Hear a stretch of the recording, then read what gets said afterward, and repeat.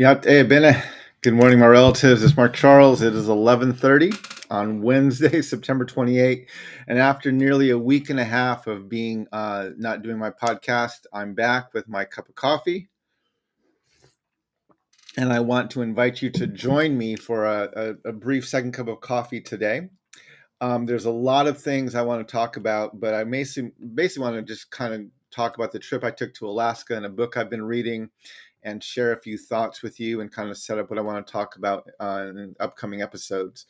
But before I begin, let me do just like I always do, which is acknowledge that I'm speaking to you from the Piscataway lands. It's now called Washington, D.C., but I want to honor the Piscataway as the hosts of the lands where I'm living. I want to thank them for their stewardship of these lands. And I just really want to state how humbled I am to be living on these lands today. I see Mr. Phil Fox is here. Yate, Phil, good morning. Susan is with me. Good morning. Yate, Susan, thanks for joining. George, Yate, Bina, thank you for joining. Grab your cup of coffee. I got a few things I want to discuss. First, let me just talk about my absence, right? I've been gone. I haven't done a second cup of coffee since the 11th, which kind of surprised me. But my last month, most of September, I had a ton of travel. Sometimes like every week I was gone for almost 3 or 4 days. I was in North Carolina. I was in New Mexico. I was in um, where else was I? I was in Montana as well as in Alaska. So every week I had a different trip where I was gone. I usually would leave on Monday and then come back on Friday or Thursday. And so it just made for a very busy time. And great travel, good discussions, great conversations, but it made for a lot of work. And it was hard to keep up my second cups of coffee while I was on the road. My most recent trip was to Alaska, and it was a very quick trip. I flew in on a Monday. I got there late Monday night. I met with a pastor there on Tuesday. Did a little bit of sightseeing with the pastor and his family on Wednesday, and then I flew home Wednesday night, and I was home by Thursday. And that was my last trip, and then I was home for almost 2 weeks. So I'm in the middle of my 2 week stint at home now. And so took a few days to decompress, and now I'm getting back into the swing of things. But I want to just, first of all, I want to share with you a few photos I took while I was in Alaska. Yeah. Hey, Evie. Yeah. Hey, good morning. Thanks for joining. But if you've ever been to Alaska, right, it is absolutely gorgeous there. And so the day I was out, I did some travel with the pastor I was with, and we just drove kind of down the coast a little bit from Anchorage, about an hour and a half or so, and just mind-boggling beautiful, right? I love the water. I love the mountains that go right up to the water, and we stopped several places and got out and walked around, did a little bit of hiking, and it was just mind-boggling beautiful. And it was actually cold there. If you remember, I did do a sunrise there. The first morning I was there, Tuesday morning, I got up and watched the sunrise, and I did share that on my Facebook page. And so that's on my Facebook page if you want to see that. And it actually froze that night. That was their first frost of the season, was the first night I was there, which was last week, Tuesday. But yeah, you can see these pictures, and I took a ton of them, but I'll just share two right now. It's absolutely gorgeous. And then if you follow me on social media, you'll know that this morning I was back in my happy space. I was back along the river, along the Anacostia River, where I go to right now. And I did some writing this morning, and now I'm doing my second cup of coffee, and I have 2 podcast interviews this afternoon. So I'm very much back into the swing of things again and getting back to work. But I did enjoy almost 5 days of not doing a whole lot of work. But I want to share with you a few things. And the first, I was going to actually jump on and share this with you on Friday when I got back, because while I was there, the pastor, Murray Croaks, who is a pastor in Alaska in Anchorage and is with the Methodist Church and is doing some really great things regarding reaching out to the Native community there and being contextual in his work. And we got into the car when the first day I was there, and he said, "What songs do you like? Who are you listening to?"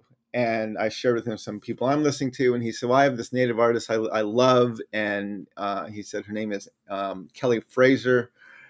She's Inuit, and he let me hear one of her songs. And I don't have a song that I can play for you on the air, but the song he played for me is called "Looking for a Seal."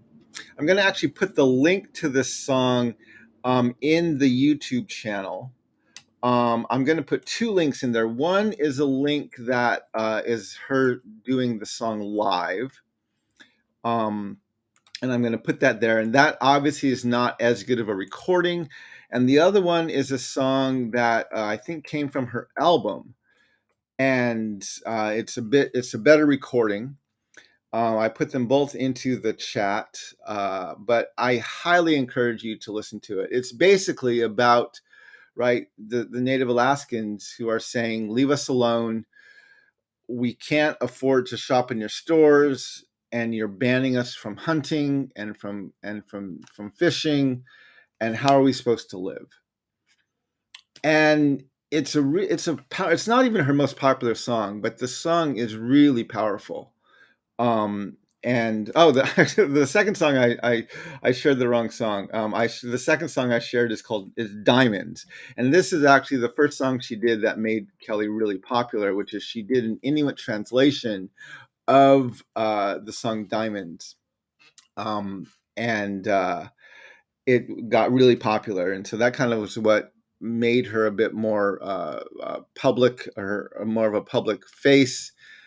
Here's the second version, the better recording of the song "Looking for a Seal." I invite you to listen to all three of these. They're really amazing. She has a beautiful voice, and I was going to come back, and on Friday I was going to share with you about her music and talk about just her and promote her voice and get her out there more.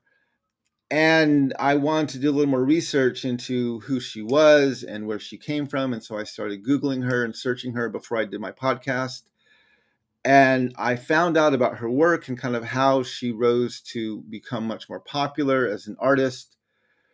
And then I found out that just a few years ago, she committed suicide at a very young age. And I'm sorry I forgot to warn you if that was triggering. But yeah, she committed suicide a few years ago, and it blew my mind, right? Because here was this artist I was excited about, and I was learning about, and I was thrilled with how they were bringing their language and their culture and their music much and the issues much more to the forefront, and then to learn that she was no longer alive.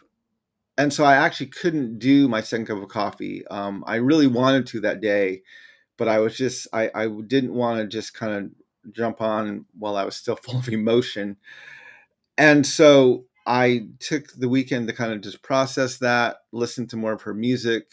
And again, I highly recommend her. As I read some of the articles about her, and I'm going to share some of these with you now. There's several videos out there about her and about her work. And I'm going to just share a bunch of them into the chat right now. This is a YouTube video that talks about her work. This is something in the Winnipeg Free Press, which wrote about her life. This is an article from Canada's CBC News, which also wrote about her life. And then I'm also going to put on just a link to her YouTube channel, where there's a lot of her songs and music is on there. You can also find her on Spotify, which is how I found her. Her music at first, as I found it on Spotify after I got home from Alaska. And then here's an article in the New York Times. And apparently she had been struggling with trauma for much of her life, and had been really wrestling with her emotions. And she was actually very upfront about it, apparently, with her fans and with her audience, and that she was working through a lot of issues. And yet she was still, her career was growing and her music was taking off. And so then to hear about the tragic end to her life early on at a young age was heartbreaking. And it really reminded me, right? It was this shocking reminder about the fact that, yeah, there are the Native community has so much to offer. And yet the pain that runs in our communities is so incredibly deep. And so it really reminded me, like, even as we see our native people becoming more mainstream, as shows like Reservation Dogs and other things that are happening, right? We have to remember that these people are literally these people who we see on the screen are coming from very traumatized communities dealing with historical oppression and all different types of histories. And it was just a grim reminder for me of we have to absolutely remember that. And we have to um, really encourage even the people who we see moving into these public spaces, because not only do they have the pressure of that gets put on them, but then there is also just the brokenness, possibly in their own lives, or maybe even definitely from the communities that they come from and that they're representing. And right, and I know this, most of you know this, we carry that with us. And so anyway, I highly recommend Kelly Fraser. Her music is absolutely beautiful. I encourage you to listen to the words of her song "Looking for a Seal." I encourage you to listen to some of her other music. I encourage you to share her music, and to yeah, just to let yourself expose yourself to the incredible voice that she put out into our world and the gift that she was. So I wanted to share that with you, and just honor Kelly, honor her community, and thank her for her voice and for her representation that she gave to our people, and for the things that she was working towards and the struggles that she was carrying with her. So anyway, that is one of the issues I wanted to talk about. And I'm running out of time. I don't have much time to finish this up. I actually have to do a podcast in about 10 minutes to record a podcast for my publisher, actually, for InterVarsity Press. They want to record a podcast this afternoon. But I want to also talk very briefly about a book that I started reading over the weekend. And I actually finished it. I say read. I downloaded it. It was it's an Audible book that I got. But I'll probably talk about this more, maybe even tomorrow or Friday, or definitely next Monday. But the book is called Die with Zero, and it's a fascinating book for so many reasons. It's fascinating because it completely flips the paradigm of what does it mean to retire, and what does it mean to retire well, what does it mean to live, and what does it mean to live well. It's written from the perspective of someone who has a lot of resources, right? And they have a lot of money in their account. But I think that the issues they're talking about are phenomenal. And I read the book, and the whole time I'm reading the book, I'm thinking the author was a white man. Like I was assuming the author was a white male. That's what I was assuming. He worked as the author worked as a hedge fund manager, and had made a lot of money on Wall Street and had a lot of resources. And so I just assumed he was white. And it wasn't until the end of the book that I learned the author, Bill Perkins, is black. And it completely, I mean, not only was I was blown away by the book already, but now I was like, oh, this is why it might be so countercultural, because he's coming from a completely different cultural background than someone who came from white America. And so I'm going to talk about this book later. I'm going to definitely discuss it more, if not later this week, later next week. I'll probably do a whole second cup of coffee just about the book Die with Zero. But if you have, and I'll put the link to it in my in the chat. It's the book from it's his website for the book It's called diewithzerobook.com, I think. Um, and so I just put that out there, and I'm going to talk about it later. But he talks about, right. He doesn't. He talks about using money not as your security, but as a tool to build experiences with family, with loved ones, and with the world that you live in. Meaningful experiences. And then what does it mean to, at the end of your life, to literally have nothing left? To have spent, given everything away. So you die with zero, meaning you've left nothing on the table. And it's a fascinating book. I'm going to talk about it more later, but if you have a few minutes to check it out, I encourage you to look at the website, and to do. If you have a chance to read the book, read it. Like I said, I'm going to come back and talk about it later. But yeah, it's something I've been talking about it with people around me, with friends, and with my family, and it's absolutely reshaping some of the things I'm thinking about, expanding some of the stuff I've already been thinking about, and giving me some new ideas of stuff. So anyway, and I think the thing I've been trying to frame that in is the work that I'm doing, right, to create this common memory, to address the systemic racism, sexism, and white supremacy within our country.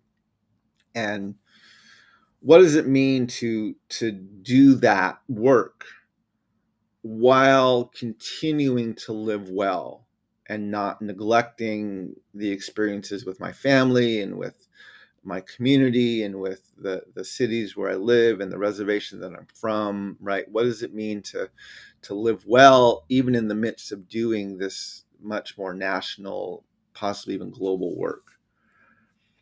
And so, yeah, my brain has been, I've been taking a few days, I said, to rest and decompress, but my brain has been churning through a lot of things these past few days since I got back from my last trip. And I'm definitely I have a lot of things I'm going to talk about. On top of that, right, there was a Republican national debate last night. Um, uh, and so I'll be talking about that sometime probably next week. I haven't watched it yet, but I did record it, so I am going to watch it, and I have some thoughts. Obviously, Trump didn't go again. And the Republicans are literally in the middle of shutting down the government right now. The Republican-led Congress can't even pass a bill within their own caucus, let alone bring something to the larger House of Representatives to get passed. And so we're, I think, 2 days away now from a government shutdown because they can't even get something on the table. And so, right, there's a lot of things that we need to be discussing, even politically, and stuff going on in the campaign with Joe Biden and the Democrats, and his sinking popularity and everything else. So we'll get back to that too. But I'm happy to be back. I'm happy to be home for another week. I'm looking forward to the travel I'm doing. I'm going to Cincinnati next Wednesday, and I'll be at the CCDA conference next Wednesday, Thursday, and Friday. And then the week after that, I go to Atlanta, and I'm doing some presentations at some schools, junior high and high schools, maybe even elementary schools in Atlanta. In about 2 weeks. And so I'm looking forward to that. And then obviously we're going into October, and my schedule in October just is very, very busy, both through October and the first 2 or 3 weeks of November. So there's a lot going on. And my plan is for my second cups of coffee, especially during this upcoming next 2 or 3 months where I'm going to be incredibly busy, is I'm going to start planning on trying to do at least one good second cup of coffee per week. I may do another one, which is more spontaneous, where I just kind of talk about things that are going on in the moment. But I'm hoping to do at least one well planned out, well prepped second cup of coffee every week, most likely on Wednesdays. But that's not for certain. And then one other during the week, possibly on Monday or maybe on Friday, when I just will go on a bit more spontaneous and have some things to talk about. But yeah, my schedule is going to be pretty busy for the next 2 months, but I'm looking forward to the time. You can always follow me more on my Patreon if you want to go more in depth. Actually, tonight at 8 p.m. Eastern Time. I am doing a Q&A on my Patreon. And if you want to subscribe to my Patreon, you can do that. If you subscribe before today, you will be able to join that session live. And if not, you can always watch it archived later. But yeah, if you'd like to join that, I'll put the link for that in the notes for the show, both on Facebook and on YouTube later. But anyway, that's what I got. I got 3 minutes left to run to this podcast. So I hope your second cup of coffee is as good as mine has been. I hope you have a great day, my relatives. Walk in beauty, and may we all learn how to walk in beauty together. Shahat and Hakonet.